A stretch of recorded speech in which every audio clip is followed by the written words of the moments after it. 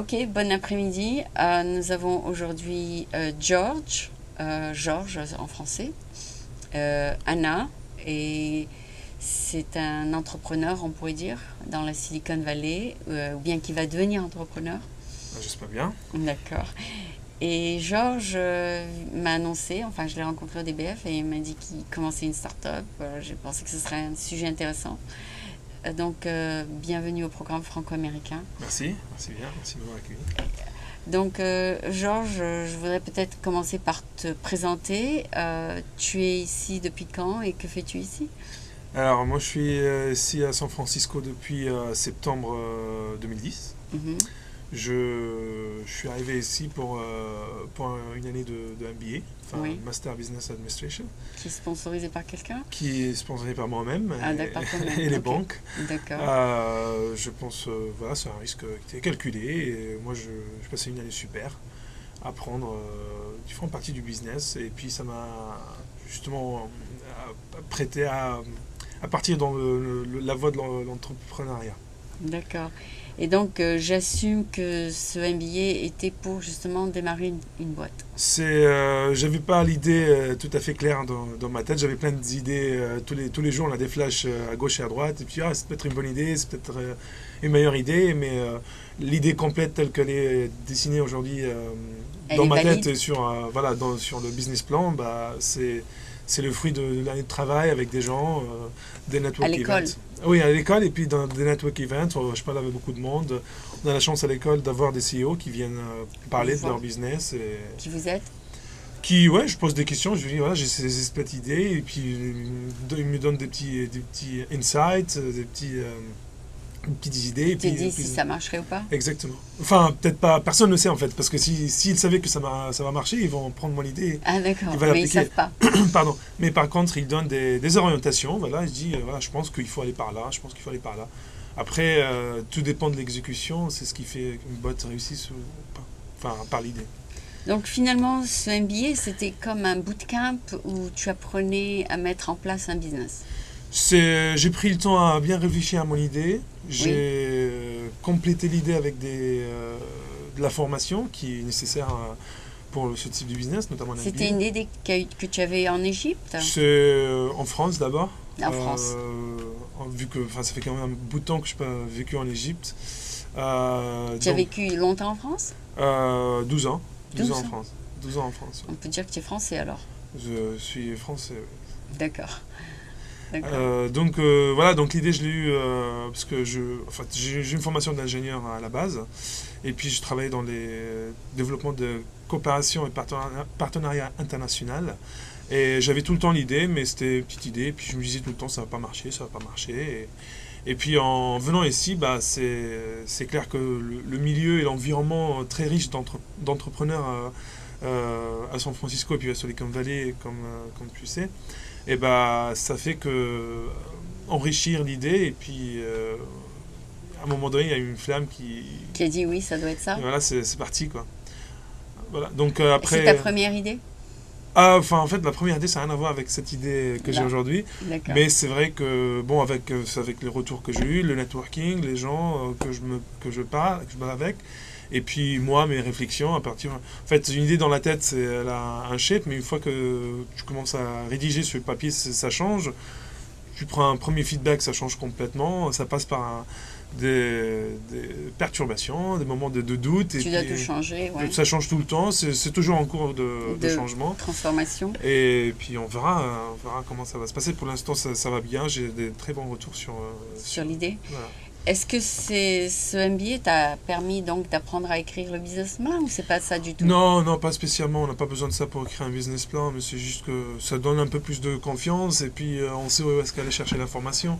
D'accord. Et puis c'est très concrètement, c'est un langage qu'on apprend en fait. Quand des gens qui viennent d'un milieu de business, on sait de quoi parler ou les sujets enfin, on sait entretenir Il y a beaucoup plus de bases.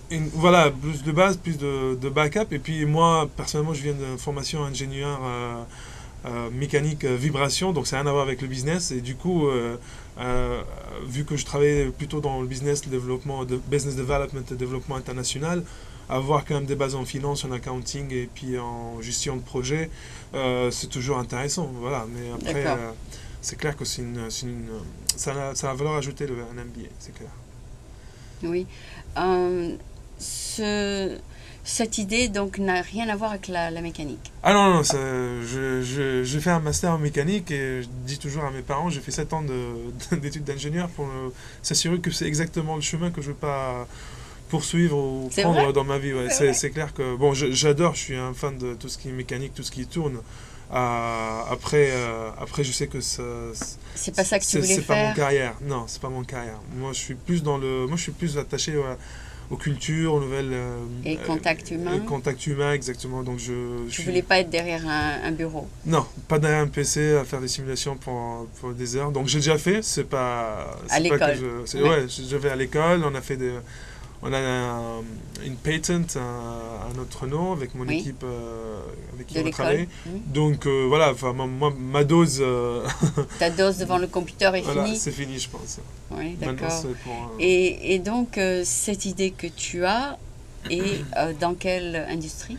Alors, moi, l'idée, ça me ramène à l'Égypte maintenant. En Égypte, après voilà, 12 ans de séparation. De séparation, plus ou moins, except vacances, oui. à l'exception des vacances. Oui. Donc, mon idée, c'est ce qu'on appelle consulting, mais c'est pas un consulting en technique, c'est plutôt...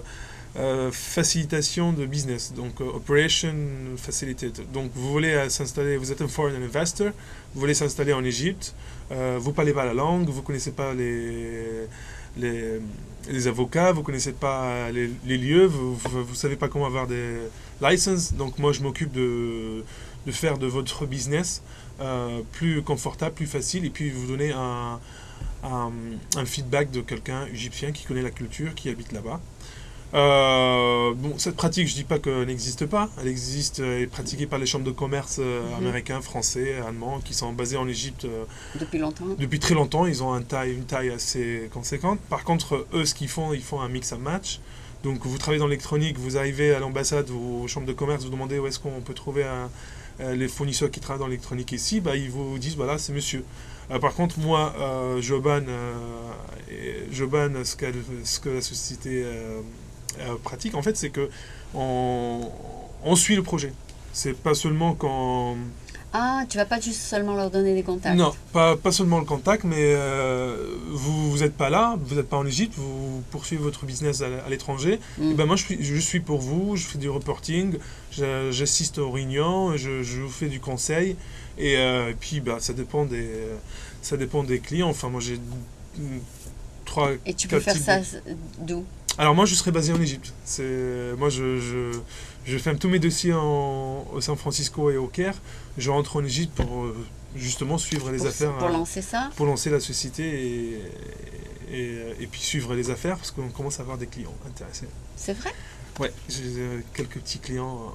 Des Américains qui voudraient s'implanter aux États-Unis. Des Américains pour l'instant. Je rencontre quelques Français aussi à Paris en septembre. Puis on verra comment ça va se passer. Et la raison pour laquelle ils pensent que ce serait bien de t'avoir comme surrogate, c'est que tu parles la langue, c'est ça? Alors, je parle la langue, effectivement, arabe, français, anglais. Oui. Après, Joban quand même des contacts. Tu fais CEO, oui. Et puis j'ai... La base de CEO. On a des contacts en Égypte et aussi que je travaille quand même à l'étranger, donc je connais les méthodes... de travail des 3 pays. Voilà, américaines, françaises et égyptiennes. Voilà. Donc tu es plutôt trilingue, oui, c'est ça? Je me débrouille. Tu te débrouilles, c'est bien. D'accord, mais il y a quelque chose qui ne va pas coller dans tout ça, c'est que de vivre en France et en Amérique, ça va te manquer? L'avantage d'y vivre, c'est connaître les bons coins, donc je ne veux pas me priver de revenir de temps en temps pour prendre la crème de ce que j'ai vécu ici. C'est clair, ça va me manquer, c'est surtout la France. Moi, j'ai grande partie de mes amis sont là-bas parce que j'ai presque grandi là-bas. Tu as fait tes études là-bas? Après, l'avantage du Caire et de l'Égypte, c'est 4 heures de vol. Il y a des vols réguliers, Air France et Egypt Air tous les jours. C'est pas loin. Donc, j'ai déjà passé des week-ends dans l'Égypte pour des mariages et autres, et ça se fait très facilement. Tout de suite, hein. Voilà, donc je partais jeudi soir, dimanche, je rentrais à Paris, c'était 5 heures. très facile. Lundi, j'étais au travail. Donc c'est Sans faisable. souci. C'est tout à fait faisable. Moi, je pense pas pouvoir vivre très longtemps sans partir à l'étranger, voyager. De toute façon, voyager, c'est ma passion. Donc ça je- fera partie du c'est curriculum. clair, c'est clair. D'accord. Ça faisait partie du business plan déjà. D'accord, d'accord. Donc, disons que tu peux prendre, tu n'es qu'une seule personne, tu peux prendre un maximum de 3 compagnies. Tu ne peux pas remplacer plus que 3 CEO en même temps. C'est une très bonne question parce qu'on vient de commencer, donc je suis tout seul. Bon, il y a une assistante en Égypte, mais qui effectivement peut pas aider dans le corps du travail. Après, nous on a un family business en Égypte, Qui donc pourra vous donner de l'aide, et donc il y a des gens qui sont prêt à t'aider. prêts à aider, qui sont heureusement pour moi trilingues aussi. Ah bon, S'il y a plus de clients, ce que je l'espère, il y aura des gens. il y aura de l'aide Il y aura de l'aide et il y a des gens qui à pourront faire prendre ça. ta place. Exactement. D'accord. Exactement. Donc pour l'instant, pour que ton business fonctionne, il t'en faut 2 maximum. C'est-à-dire, Avec la taille, parce qu'en fait nous on s'occupe des dossiers très très larges. Donc par exemple le client avec qui je travaille maintenant, il veut implanter une usine en Égypte à l'horizon 2013. Donc là maintenant on fait l'étude de faisabilité, on voit les autorités, on va voir si on peut faire de license. et c'est toi qui fais tout ça? Je fais une grande partie de tout ça. Enfin, moi, ce que je fais, c'est que je dis, voilà, c'est ça ce qu'il faut faire. Ah, tu les orientes? Et je peux le faire, si vous voulez. Ah. Après, il y a des choix. Par contre, je peux pas venir dire, il faut pas le mettre là, il faut mettre là. Donc, moi, je donne les choix. Et c'est eux qui décident. C'est eux qui décident. Et Pour moi, l'emplacement, je fais tout tous les ça. operations. Tout ce qui est operations, je m'en occupe. Ah. Donc, permis, achat. Tout ce qui est operations, business operations, je m'occupe avec la partie égyptienne. Oui.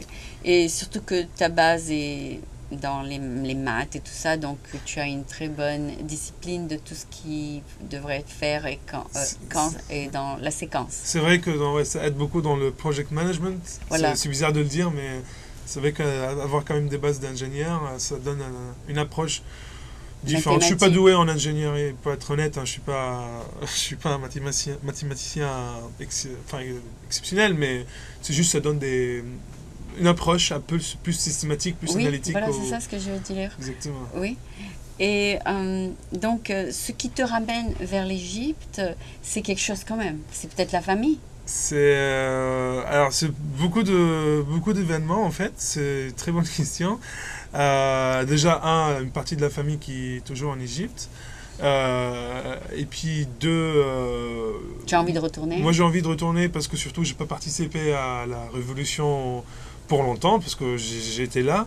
Par contre, moi je me considère comme il y a les jeunes de la révolution, oui. Il y a les jeunes de l'évolution. Oui. Donc nous on a besoin maintenant de l'évolution. Oui. Je me considère quand même que j'ai un rôle d'être un jeune de l'évolution. Pour les aider. Pour amener du business parce que s'il n'y a pas d'économie, l'Égypte ça va être dur en fait pour arriver aux fins politiques qu'on attend. Donc tu veux aider ton pays? Ça sera bien, je vais aider mon pays, je vais aider moi-même et faire un truc qui a un intérêt commun entre là où j'ai vécu et grandi toute ma vie, la France, l'Égypte et les États-Unis. Ce serait parfait si je peux créer cette coopération entre ces 3 pays, parce que je pense qu'il y a beaucoup de potentiel à réaliser et je pense que c'est le bon moment. Qu'est-ce qui attire les investisseurs vers l'Égypte? En fait, pourquoi les gens voudraient aller entrer en Égypte? Enfin, ils veulent le marché égyptien, bien sûr, mais il y a aussi d'autres raisons, n'est-ce pas? Bien sûr. Alors, l'Égypte, c'est... je vais peut-être... faire un peu de pub, là. Faire un peu de pub, oui, exactement. Déjà, l'Égypte... c'est un pays très neuf. Une position géographique très exceptionnelle. Ah oui? On a le canal du Suez, si je regarde l'Europe et l'Afrique, on est un peu... la partie Asie, Moyen-Orient, on est presque au milieu. Ah bon? Et puis on a une... Vous êtes à côté de l'Afrique du Nord et puis... À côté de l'Afrique du Nord, on a le canal du Suez qui relie la mer Rouge avec Méditerranée. Donc tout ce qui est commerce, il est assez facile développé. Et pratique. Après, moi, maintenant, l'avantage de l'Égypte, c'est qu'il y a beaucoup de fonds qui attendent d'être débloqués. J'ai lu dans les journaux avec le ministère des Affaires étrangères de Kuwait, si je ne me trompe pas, qui disait on va donner beaucoup d'aide à l'Égypte parce que si l'Égypte ne tient pas, tout le monde va s'effondrer. Ce qui montre quand même la position de l'Égypte très importante dans le Moyen-Orient. Donc ils vont donner des fonds pour développer des business. Pour développer des business. Et puis en Égypte, on a quand même des très grandes universités. Ah oui égyptiennes, au Caire, Ain Shams, Alexandrie. Les gens vont étudier là-bas de plusieurs pays. Il y en a quelques-uns des pays arabes qui viennent étudier chez nous. Donc tu as 3 nationalités là ou 2 là, j'ai 2 nationalités. 2, double nationalité, française et égyptienne. Exactement. D'accord. Exactement. Moi et aussi, puis surtout, juste pour finir sur ce point, maintenant le gouvernement, et depuis très longtemps en fait, le gouvernement donne beaucoup d'aide pour les investisseurs étrangers qui veulent venir s'installer en Égypte. Et c'est plus important ce qui donne l'avantage pour l'Égypte par rapport à d'autres pays. Ah bon? Oui, le gouvernement donne beaucoup ça dépend des industries, donc je ne peux pas tout donner, tous les détails, bien sûr. Mais il y a des taxes qui arrivent jusqu'à 10 ans avec des prix assez modérés pour les terrains. Pour s'installer. Des infrastructures assez fortes. Donc il n'y a pas besoin de payer d'impôts pendant 10 ans, c'est ça? Ça dépend encore de l'industrie. Ah oui, d'accord. Oui, si vous êtes tout ce qui est corporate tax, vous êtes exempté pendant 10 ans. C'est bien, donc c'est encourageant pour beaucoup de corporations. Tout à fait. D'accord. Donc ceux qui s'intéresseraient, ce seraient des grosses boîtes comme Adidas ou des grosses marques, c'est ça? Oui, alors moi pour commencer, pour ne pas dire que je fais tout, moi je suis plus, alors le terme français, focusé ou plus concentré sur trois industries. 3 industries, D'accord. agriculture, ah bon. énergie et tout ce qui est ingénierie mécanique. D'accord. C'est mon background que j'aime bien et okay. Voilà. Donc pour ne pas dire qu'on fait tout, donc parce que c'est là où j'ai plus mes contacts et mon network. D'accord. C'est pour ça qu'on commence par ça. Et aussi, il faut commencer aussi dans les secteurs que tu connais bien. Tout à fait. Tout à fait. S'ils ont besoin d'aide, je serai capable d'amener les bonnes personnes pour le support. C'est-à-dire que si la compagnie Renault ou une compagnie d'auto électrique, par exemple, voudrait aller en Égypte, donc ce serait bien de passer par toi parce que tu t'y connais, disons, dans l'engineering, c'est ça? Ça sera bien de passer par joban.com, donc voilà. On a un site web. Ah oui, c'est Joban, ok. Joban.com et on fera le nécessaire pour faciliter leur business en Égypte et puis faire en sorte que ce soit gagnant-gagnant. D'accord. Et donc, si tu remplaces un CEO en Égypte, ta compensation sera celle d'un CEO? Alors moi je ne remplacerai pas un CEO en Égypte parce que c'est pas ce que je voulais faire. Moi ce que je veux faire c'est juste faciliter le travail d'un CEO. Mais à aucun moment je prendrai sa place parce que moi je veux rester transversal et puis amener plusieurs industries dans le pays. Si je prends son poste, moi je n'ai plus de temps pour faire d'autres choses. Moi juste faire de facilitation, operation. Si par exemple vous voulez pas même avoir un bureau de représentation en Égypte, je prends la représentation, je négocie pour vous et je juste représente l'Égypte et facilite votre operation sur le territoire égyptien. D'accord. Voilà. Et donc ce sera surtout un travail de independent contractor. Oui, tout à fait. Tout à fait. Ouais, jamais tu prendras la place d'une autre. Non, c'est pas du tout ce que je souhaite faire.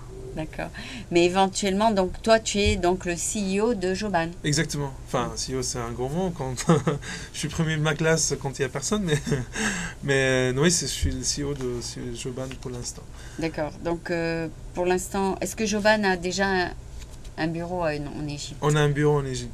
C'est vrai? Et l'adresse sur la carte est disponible sur le site web aussi. Ah, tu as déjà un bureau en Égypte, c'est vrai? En Égypte. Ah, ben c'est super ça.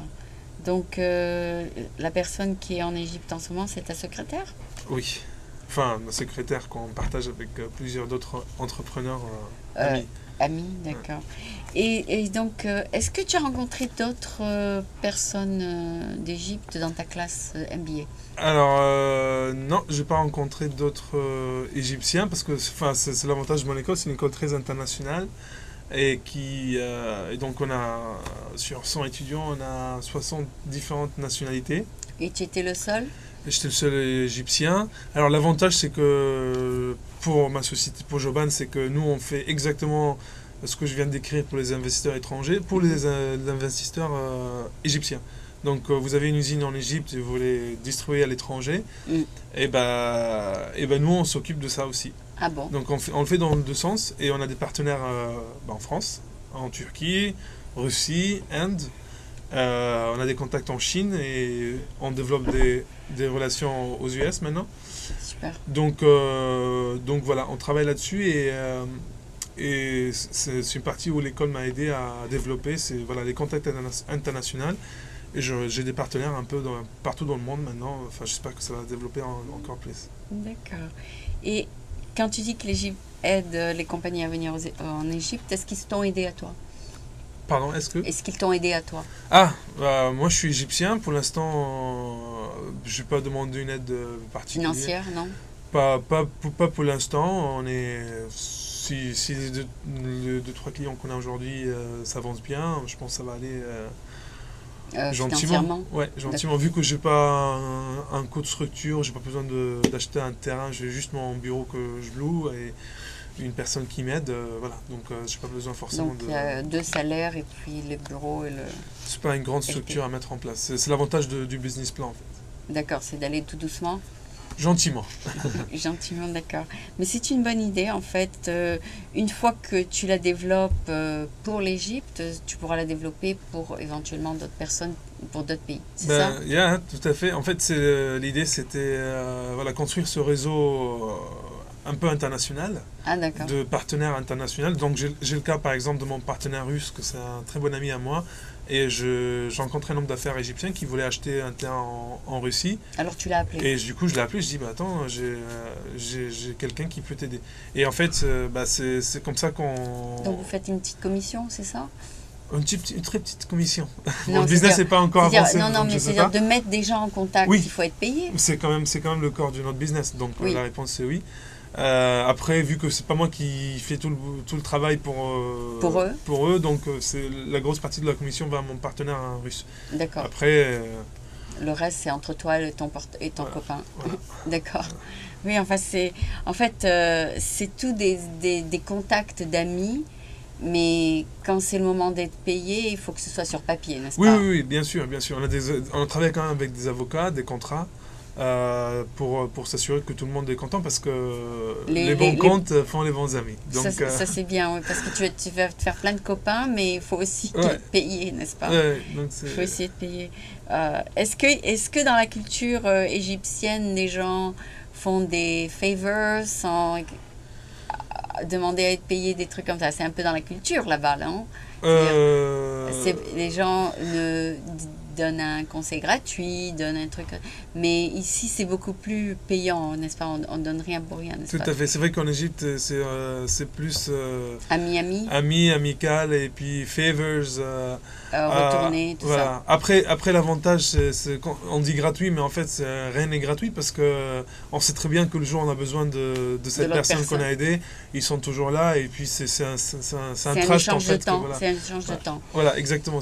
On construit une relation de confiance. Mm. Et ce qui coûte beaucoup plus cher. Moi, je me rappelle quand j'avais 15 ans, mon père il a vendu son affaire. Un immeuble qu'on avait et il a promis l'acheteur que voilà c'est le prix.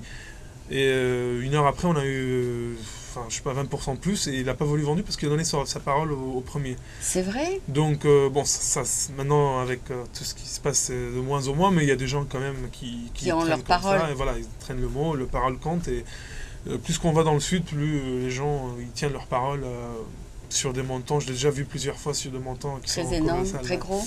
Ouais. Donc, D'accord. oui, c'est vrai que tu as fait raison, il y a une différence culturelle. C'est tout à fait le métier de Joban, c'est de rapprocher les cultures et puis expliquer la différence entre La un façon de deal faire du en business. Égypte, un deal en France et un deal aux États-Unis. D'accord, d'accord. Et pour ton premier deal, c'est d'implanter une compagnie en Égypte, n'est-ce pas? Oui, oui.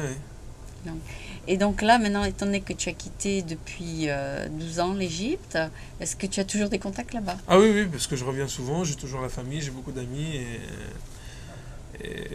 oui, oui, Et tu connais déjà où appeler et tout, malgré que tu as quitté depuis c'est- 15 ans presque. non, on tient toujours une relation assez forte et puis je pense dès qu'on est dans le business là-bas, bah, ça vient très facilement puis il suffit juste de dire voilà, je suis revenu et le network ça sera très facile. C'est l'avantage de l'Égypte, c'est 80% du business, enfin peut-être pas 80, mais une grosse partie du business se passe au Caire. Donc une fois qu'on est au Caire, on est au centre Et c'est de là où est l'action. ta famille? C'est là où il y a ma famille, oui, et c'est là où il y a mon bureau.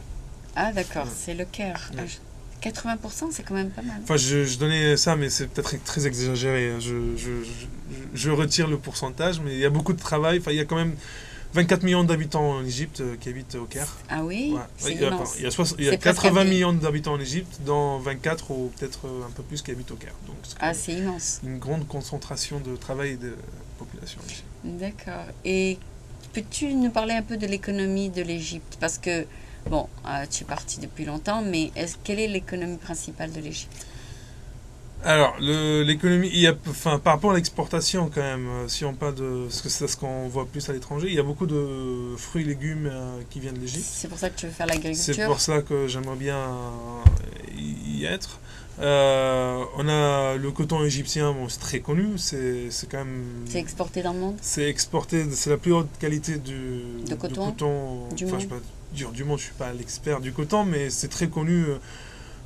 C'est toujours les plus chers dans les marchés européens, le coton égyptien, très connu pour ça. Après, on a pas mal d'industries en Égypte, automobiles, on assemble des Mercedes, on assemble des Peugeot, on assemble des Cherokee, on assemble des... Donc pas là, mal c'est la partie mécanique. des parties Ouais. mécaniques Ok. qui a pas mal. Ouais. L'énergie, bon, on a quand même un pays qui est riche en matières premières. Mhm. On exporte le gaz naturel. C'est d'ailleurs une grande histoire avec nos voisins et nos amis. D'accord. Donc il y a pas mal d'exports de matières premières, du phosphate, du Donc tu voudrais charbon. peut-être des gens qui veulent peut-être un peu s'occuper un peu de tout ça en Égypte, c'est Bah, ça? oui, c'est exact. C'est pour ça que je rentre en Égypte et j'aimerais bien, oui, te trouver s'il y a quelqu'un intéressé. Moi, je suis preneur. D'accord. Donc un investisseur étranger qui investirait dans une peut-être une usine égyptienne, c'est ça? Oui, oui. Soit il investit ce qu'on appelle le FDI, il investit lui-même, il vient avec son argent, il achète le terrain, il monte sa société à 100%, soit, Un partenariat avec l'Égypte? soit un partenariat avec un Égyptien, et ce qui est tout à fait, c'est pas mal d'Égyptiens qui veulent partir en partenariat avec des étrangers pour avoir tout ce qui est Pour tout ce qui est... exportation et distribution, et puis qualité, et puis Il faut beaucoup innovation. de personnes pour run a company, c'est Ouais, ça? tout à fait. D'accord. Est-ce que l'Égypte est très démocratique maintenant? Enfin, c'est-à-dire c'est pas tout contrôlé par le gouvernement, n'est-ce pas? Si j'ai une réponse à cette question, ça sera la réponse à la question que 80 millions de personnes posent aujourd'hui. Aujourd'hui, c'est pas tout à fait démocratique. C'est une très bonne voie. C'est pour Tout ça le monde que te pose la même question, te dit... ouais, même l'Égyptien il se pose la question est-ce que maintenant si on est un pays démocratique ou pas? Enfin, c'est toute l'évolution et la révolution et Non, mais c'est-à-dire, les est-ce que conséquences. la compagnie va être privée ou c'est ça? Ah oui, oui, non, mais la compagnie sera tout à fait privée. Oui. D'accord. Ça sera privé. C'est-à-dire qu'ils veulent pas d'avoir un gouvernement qui va tout prendre. Non, c'est pas du tout le cas en Égypte. Ouais, je comprends votre point de vue. C'est comme ce qui se passe en Venezuela ou autre. C'est pas du tout le cas. L'économie est beaucoup plus stable et il y a déjà des sociétés qui sont implantées en Égypte. Il faut savoir par exemple que Coca-Cola fabrique uniquement dans 3 pays leur secret de Coca-Cola, qui est très connu, dans l'Égypte, après les États-Unis. Heinz l'Égypte aussi fabrique en Égypte? Heinz fabrique en Égypte, mais pas seulement fabrique, c'est le plus grand source de tomates pour Heinz dans le monde.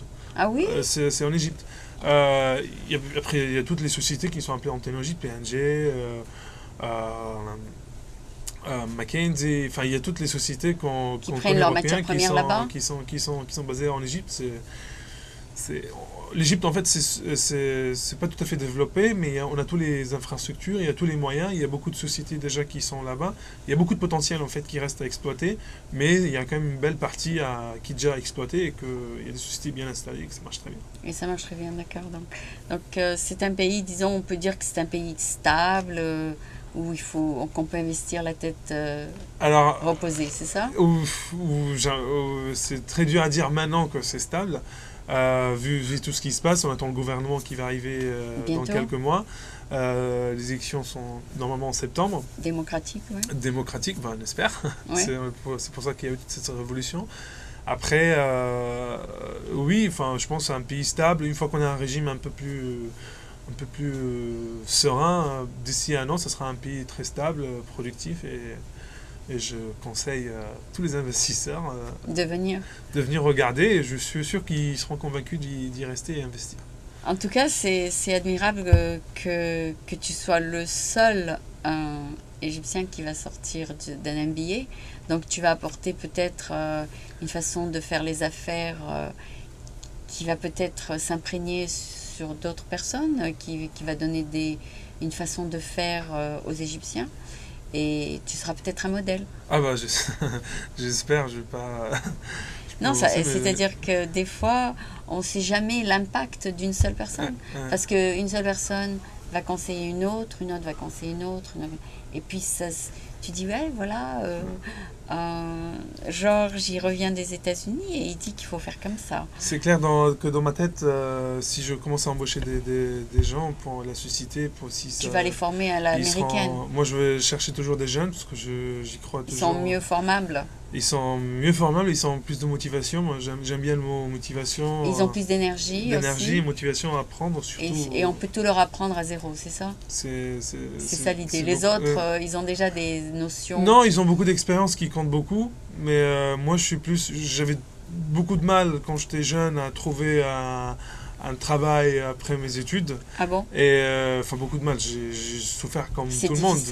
J'avais pas un piston ou un help particulier. Donc c'est difficile de trouver du boulot. Donc voilà, moi j'ai pas envie que d'autres jeunes qui avaient ma motivation qu'ils passent le même chemin. Donc moi je serais plus vers les jeunes.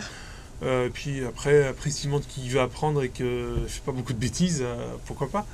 Je suis ouvert à même... ça dépend la taille de la société, mais ça peut aller jusqu'à des bourses, si je peux aider à l'éducation, parce que moi j'ai pris ma part de l'éducation et je remercie mes parents pour ça d'ailleurs.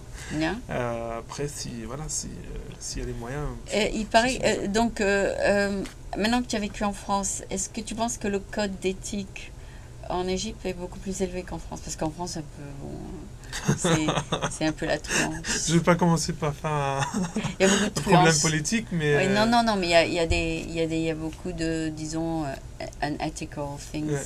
Donc, est-ce qu'il y a beaucoup plus de codes d'éthique en Égypte? L'Égypte, c'est quand même un pays où on tient beaucoup à la religion, aux religions avec S. L'Égypte, il y a 80% musulmans, 20% chrétiens. Oui. Donc, c'est quand même un pays où... On croit en Dieu.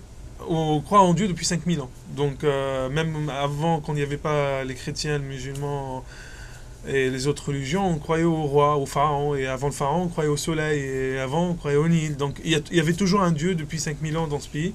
D'accord. Et par défaut, non, mais il y a 5000 ans, quand tu dis croire au Nil, c'est pas un Dieu, ça. Non, le Nil, c'était un Dieu. Pour eux? Pour eux, oui. Le Nil, le pharaon, le soleil... ce qu'on appelle rare. Non, mais maintenant, ils ne croient pas. Ah non, maintenant, il y a d'autres religions qui sont arrivées. Ce que je veux dire, c'est que c'est un peuple, depuis 5000 ans, il y a toujours quelque chose, un Dieu où il adore. Donc, par défaut, les religions, ça ramène quelques éthiques, comme tu l'as appelé. Et c'est vrai que ça se mélange avec la culture. C'est vrai que c'est un peu différent en Égypte qu'en France. Ça dépend des sociétés, des situations et des questions qui se posent. Mais Comment tu pourrais te comparer, par exemple, aux gens d'Afrique du Nord? Tu en as connu pas mal à Paris. oui, oui. Point de vue culturel, enfin, après ça peut être un débat parce que si quelqu'un ici de l'Afrique du Nord, il va me dire non, mais l'Égypte quand même, c'est quand même un centre culturel connu depuis très longtemps. Même je suis allé au Maroc plusieurs fois en Tunisie, Mais 4-5 fois, il y a toujours oui, les films égyptiens oui, c'est ça. Il n'y a que des films égyptiens. il y a Avec 80%. ouais, 80% des films égyptiens. Après, c'est clair que l'Égypte, c'est quand même un centre culturel Important pour important l'Afrique pour la du zone. Nord. Ouais. Enfin, Non, même mais tous les acteurs qui veulent être famous, ils viennent en Égypte d'abord. pour filmer. Voilà. Ouais, donc Ouais. vous avez une très grande industrie cinématographique Ah oui, là-bas. oui, oui. Oui. Ouais. Ah, l'Égypte depuis très longtemps. Ouais. On pourra peut-être faire Arab American TV. Bah écoutez, vous êtes les bienvenus. Bah, D'accord. Pourquoi pas? c'est, Si tu aimes la production. on sera ouvert à vous On- accueillir et D'accord. Dès qu'on aura les fonds, on viendra. On viendra faire quelque chose là-bas qui sera. Mais est-ce que tu as du mal à communiquer avec les pays arabes qui ne parlent pas l'égyptien? C'est-à-dire la Tunisie parle le dialecte. Est-ce que vous avez du mal à communiquer? ça fait partie du trésor qui n'est pas encore exploité parce que l'arabe, c'est une langue déjà très très très riche. En fait, il y a l'arabe littéraire où tout le monde l'écrit Mhm. et ça se répète dans les news. Donc ça, tout le monde arrive à lire et écrire. Ouais. Donc on se comprend. Si un Marocain écrit un courrier en arabe littéraire, Ah, il écrit en littéraire, on arrive à lire, à se comprendre. voilà, à se comprendre. Après, c'est vrai que le dialecte, enfin, malheureusement pour moi, Il un est Marocain différent. qui parle, moi je comprends absolument rien. En fait, tout ce qui est à gauche de l'Égypte, quand on Oui. regarde la carte, donc Libye, Tunisie, Algérie, Maroc, Tu comprends pas. on comprend pas tout à fait. Si on vit Mais là-bas pendant 5-6 mois, peut-être on on va. comprend. Oui. C'est un peu, je pense que c'est une langue qui est mélangée avec français, un peu de français, un peu de berbère, un Voilà, peu c'est ça. Il mélange le français avec d'arabe. l'arabe quand il parle. Voilà. C'est-à-dire quand il parle, il mélange trois langues en fait. Oui, c'est pour ça que pour nous c'est un peu dur à comprendre. Alors, par contre, tout ce qui est à l'est Mhm. de l'Égypte, donc Liban, Palestine, enfin Ouais. toute la partie Syrie, toute la partie Ouais. est, Vous comprenez. on se comprend. On n'a pas le même dialecte, mais c'est comme un Marseillais, un Parisien. Ah, d'accord. C'est C'est juste un peu des différences d'accent. c'est et tout. différent, mais on se comprend. Donc c'est un trésor qui n'est pas exploité parce que si on parlait tous la même langue, bah, ce sera Ce plus serait gros que l'Union boring. européenne. Oui, ce serait boring. Après le fait qu'on arrive quand même à se comprendre par courriel ou par courrier ou par écrit, Mhm. c'est quand même un sacré avantage pour créer Oui, j'ai vu qu'ils ont fait une grosse maintenant sur communauté. CNN en arabe. Il y a Oui, bah oui, parce qu'il y a quand même. pas mal de nouvelles arabes, oui, Je ne me rappelle plus du nombre mais des personnes, enfin des populations arabes, mais qui mettent des vidéos sur CNN. il commence à Harry avoir Report. beaucoup. Moi, je mets un report en français. Ah. Donc, je suis la seule personne qui contribue à Report en français. Et donc, quand tu étais en Égypte, ta langue étrangère, c'était pas le français, c'était l'anglais. C'est l'anglais, oui, tout à fait. D'accord. La première langue en Égypte, c'est l'anglais, après l'arabe. Et le français, c'est la troisième Le français, c'est la troisième, oui. ou la quatrième? C'est Non, ça, donc, troisième. la troisième. Donc, quand tu es allé à Paris, tu as dû quand même apprendre pas mal Ah oui, oui, bien sûr, bien sûr. C'était pas facile au début de comprendre à l'école. de comprendre et puis de parler. Je me rappelle, Le je regardais métro, tu étais un peu perdu dans le métro. Ouais, un peu quand même. Mais c'est vrai qu'au début, je regardais les news. Pour moi, c'était un peu dur à suivre tout ce qui se passe. Je regardais un peu le CNN et puis je revenais sur TF1 pour comprendre. Après, bon, avec le temps et puis... Tu as fait tes études à Paris, c'est ça? J'ai fait mes études, une partie à Angers, une partie à Paris, oui, tout à fait. Angers, tu veux dire Algérie? Non, Angers, France. Pays de la Loire. Ah, le Pays de la Loire, ok, ok. D'accord, donc après un an, tu parlais très très bien le français, c'est ça? Très très bien, j'aimerais bien parler très très bien français, je me Tu débrouille. parles, tu dis très bien. Merci. Ouais. Donc ouais, ça prend du temps en fait. Le français aussi, c'est une langue très, très Et tu as compliquée. obtenu la nationalité après 5 ans, c'est ça? Après, alors je parle, oui, je pense après 5 ans, hein, après 5-6 Ouais. ans. Ouais. C'est bien. Parce que tu avais peut-être des parents français? Non, non, c'est juste, j'ai même pris plus de temps. J'étais pas, au début, j'étais pas très, enfin, j'ai pas pensé, je me suis pas posé Devenir la français? question. J'étais bien, je voyageais comme je veux, jamais eu de problème de visa. Ouais. Donc j'étais chanceux, de jamais pas de Donc tu as problème de fait une voyager. demande Donc et ils t'ont après, dit j'ai fait une d'accord. demande parce que voilà, je voudrais plus de liberté. Et ils te l'ont donné. Et ouais, j'ai pas eu de problème, j'avoue. C'est super, c'est super. Si tu étais resté un peu plus longtemps aux États-Unis, tu aurais aussi la nationalité américaine, n'est-ce Ah, pas? peut-être pas, moi je sais pas, j'ai pas encore posé la question. Mais ouais, Double, ça suffit déjà. ouais, deux, c'est déjà très bien, ça me suffit de partir un peu partout. Ouais, moi j'ai la triple nationalité parce que je suis née en Tunisie, j'ai immigré en France et après je me suis mariée avec un Américain. Ah, Donc j'ai la trois passeports. bien. Donc je peux voyager en Afrique ici ou en Europe librement. Donc c'est ça ce qui est bien avec l'internationalisme et le droit d'avoir plusieurs nationalités, etc. Donc est-ce que justement de ce point de point de vue nationalité, tout ça, les gens qui viendraient s'implanter en Égypte, est-ce qu'ils auront des facilités de visa? Ouais, enfin, de toute façon, le visa pour rentrer en Égypte pour les Européens et les Américains, c'est très Très facile. facile? C'est à l'aéroport. Ah bon? C'est hyper facile. D'autant plus si c'est un Un investisseur investisseur étranger. Il y a d'autres. de Ouais, moyens de les faire rentrer c'est vite? vraiment pas un souci du tout. Même pour s'installer en Égypte, on est très ouvert à accueillir les gens. Et c'est le Très même content. système avec Green Card et après 5 ans où on peut devenir égyptien? Alors, devenir égyptien, c'est C'est un peu autre très chose. compliqué. Ah bon, d'accord. C'est pas pareil. Donc ce sera comme un permanent visa, c'est Oui, ça? après pour s'installer en Égypte pour des années, ça c'est vraiment pas un souci du tout. On aime avoir des étrangers, même s'il n'y a pas de boulot, s'il y a un étranger qui veut s'installer en Égypte, il y a toujours des démarches à faire, c'est pas un souci. Après pour devenir égyptien, c'est notre histoire. C'est une autre histoire parce qu'il y a la question de religion, c'est ça? Non, non, c'est juste parce qu'il y a des chrétiens en Égypte aussi, mais c'est juste qu'on n'a pas l'habitude de donner la nationalité pour des étrangers. D'accord. Peut-être parce qu'il n'y a personne qui a Ah, demandé peut-être. ou... je Non, sais pas. peut-être qu'il faut d'abord être né là-bas, c'est Faut ça? être né là-bas en fait, des parents égyptiens, pas seulement nés. Il faut que les deux parents soient égyptiens pour avoir la nationalité égyptienne. Donc si tu te maries avec une Française ou une Américaine, l'enfant sera quoi? Ah bah il sera égyptien, S'il est né en... égyptien, français, oui, enfin si. S'il est né en Oui. Égypte. Maintenant en fait les lois elles sont un peu assouplies si je peux me permettre. Oui. Et si le père il est égyptien ou la mère est égyptienne, bah le fils il prend la nationalité aussi. D'accord, donc c'est un peu plus facile. Un peu plus facile récemment, il y a Mhm. 2-3 ans je pense. D'accord, c'est super ça. Donc ça te donnera peut-être plus de portes pour toi, pour tes enfants, Bien peut-être. sûr. D'accord. Écoute, ça m'a fait très très plaisir de te parler. Je ne sais pas si tu vas ajouter autre chose à propos de ton business que je n'ai pas compris peut-être. Non, bah, Mais je crois qu'on a bien expliqué, je c'est pense ça? qu'on a passé partout. Je veux juste, n'ayez pas peur. Venez visiter l'Égypte juste pour voir, Ah oui, oui. juste pour. En touriste, déjà, c'est on- l'été. ouais, bah, c'est très, enfin peut-être été un tout petit peu chaud, attendez septembre. Les Vous gens allez vont voir. où en général? Les gens vont voir les pyramides en général, c'est ça? Ouais, bah, c'est connu pour ça, mais il y a plein d'autres trucs, je vous assure.